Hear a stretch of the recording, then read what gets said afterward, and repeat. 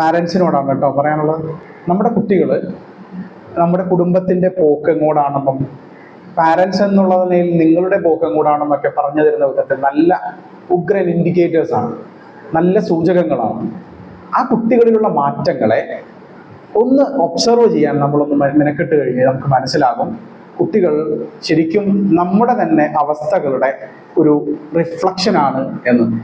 ആ കുടുംബത്തിൻ്റെ നിലവിലെ സാഹചര്യവും നമ്മുടെ സവിശേഷമായ പാരന്റ് എന്നുള്ള അർത്ഥത്തിൽ അച്ഛൻ അമ്മ എന്ന അർത്ഥത്തിൽ നമ്മുടെ മാനസികമായ സാഹചര്യവും ഒക്കെ ആ കുട്ടികളുടെ മാറ്റത്തോട് താരതമ്യം ചെയ്ത് നോക്കിക്കഴിഞ്ഞാൽ നമുക്ക് മനസ്സിലാകും എങ്ങനെയാണിത് തമ്മിൽ കണക്ട് ചെയ്ത് കിടക്കുന്നത്.